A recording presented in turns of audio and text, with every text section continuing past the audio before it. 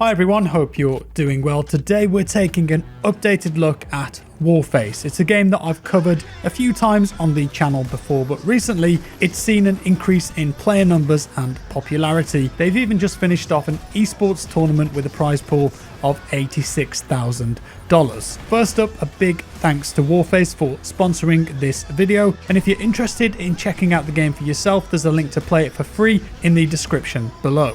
Now, Warface isn't a new game. In fact, by today's standards, it's been out a long time. Originally released on PC in October 2013. And in 2018, inevitably, it released on PlayStation 4 and Xbox One. After all, there is a huge player base there who are deeply invested in multiplayer first-person shooters. Fast forward to this year though, 2020, and Warface, believe it or not, is now available on the Nintendo Switch.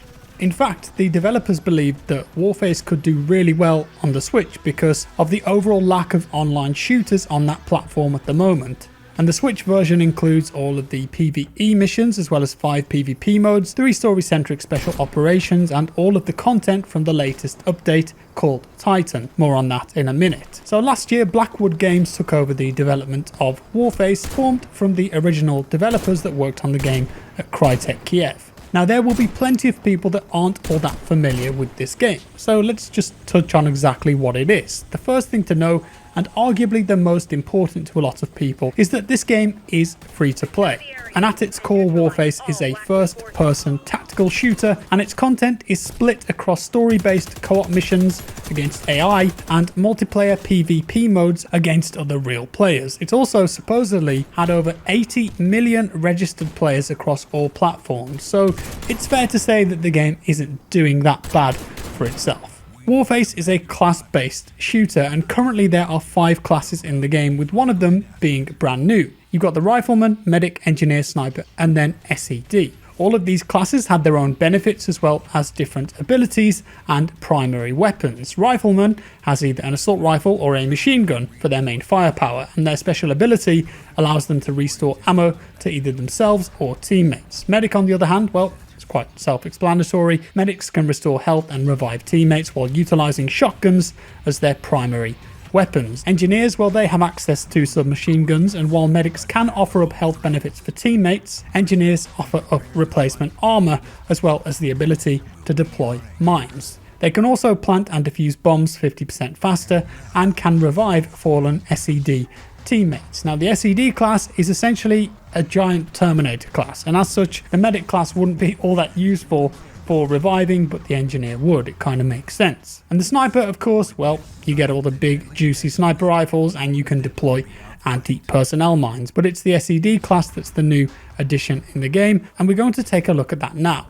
SED stands for Synthetically Engineered Double, and this is essentially a tank class. You come equipped with a heavy machine gun that's got no reload and unlimited ammo, but it does overheat if you fire for too long. The interesting thing about this class though is the difference in health and armor compared to the others. All of the other classes in the game have 110 armor points and 125 health points. The SED, on the other hand, only has 30 health, but a whopping 300 armor. This means that they can absorb a ton more damage, but when their armor is gone, they are incredibly vulnerable. So team play is important. Not only that, but because melee attacks ignore armor altogether, if an enemy player gets in range, you're definitely at a disadvantage. Sprinting speed is also reduced for this class compared to the others, but you can sprint for slightly longer. The other benefit of the SED though is that he can perform double co-op climbs on his own. And what this means is that in Warface there are certain vaults that can be done with a teammate, so you can get to higher to reach places. But the SED has the benefit of not needing anyone. He's a one-man army, so to speak, and can just do it himself. Taking a look at the PvE, I think it's got a lot going for it, and interestingly, there is a bit of a difference in player preference across platforms. PC players prefer to play PvP, in fact roughly 60%, whereas on console it's the other way around and most players prefer the PvE aspect of the game. PvE includes co-op based missions that you can play with either friends or filled with players that you find via matchmaking. You can play one of 6 co-op missions arranged based on their difficulty, going from easy, which to be fair is meant to be a practice I think to ease you in, and then you go into normal, hard and end on insane, which will challenge even the most seasoned players. When you start to play hard mode, the game will tell you that you will absolutely need a medic, and using basic gear probably won't be good enough. And on insane difficulty, yeah, you're going to have to play the game a little bit and got some of the better weapons and equipment before you tackle that. To make it even harder though, friendly fire is turned on, so watch out for those happy accidents. But if you want the hardest and longest missions that Warface has to offer, then Special Operations is where you'd want to head. And these missions last a lot longer than co-op and are definitely a lot harder to complete. They're a big challenge. What's cool about these Spec Ops missions though is that they tend to be in vastly different environments from the multiplayer. As you can see, I'm currently on Mars having a whale of a time, and you can even go back to Pripyat too and relive some old iconic gaming memories. There are some story elements woven in here too. You get some narration on the way which kind of begins to explain the Warface lore, and also some cinematics too every now and again. When it comes to PvP, there's a few different options including TDM, Plant the Bomb, Free-for-all, Destruction. Most of the multiplayer modes are ones that you'll definitely be familiar with though if you've played most of the modern FPS games, just with slightly different names. Now when you go into either co-op, Special Operations or multiplayer, I think it's important to remember that the classes aren't just there for the sake of it. They make a big difference in both PvE and PvP. When you're playing PvE on the harder difficulties, you're going to really struggle if you aren't playing as a team. And that's where the class system comes in. You know, you've got to have a good blend of damage dealers using the new SED class, but also medics to be able to heal teammates around you. When you're playing PvP, the medic is also extremely powerful, especially in round-based game modes, where one death can completely change the dynamic of the game. So recently, as well as Warface being released on the Nintendo Switch, there's a new update called the Titan Update, and this brings with it new weapons, a new weapon rarity system, brand new cosmetics, and of course the SED class, which we've talked about. One of the new weapons that you can expect to see in the game though is the classic SV98 sniper rifle.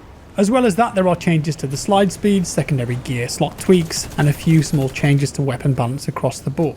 Now wrapping things up, I mentioned this earlier, but Warface is a free-to-play game, and as such, lots of the items in the game require you to purchase them, either with in-game currency that you can earn or with real money. I think that's the nature of a free-to-play game. That's not going to be everyone's cup of tea. In my time playing the game though, I can't say I noticed too many issues. I definitely had some fun with the SED class, and the rifleman mostly, and despite my bad console aim, yes, I was playing this whole video on PlayStation 4, it felt pretty sharp. And I think if you like games like Call of Duty, then you can definitely have some fun with the PvP aspect of Warface. The good thing here though is that there is a different experience here depending on what you want from your game.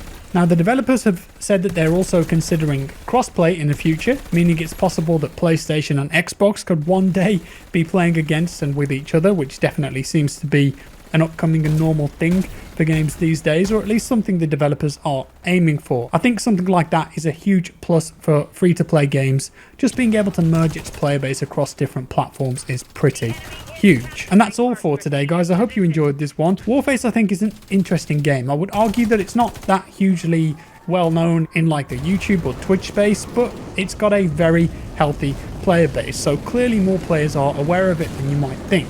There's something for everyone, from PvE missions, PvP modes, and a battle royale. Maybe it's something that you would consider giving a go. A big thanks to them once again for sponsoring this video, and if you want to check it out for yourself, there is a link down in the description below. With that said, if you liked today's video, please leave a like. That really helps me out, and it's brilliant that you guys support my content. Thank you. If you didn't like it, dislike it, not a problem at all. Subscribe if you want to see more, and I'll see you in the next one.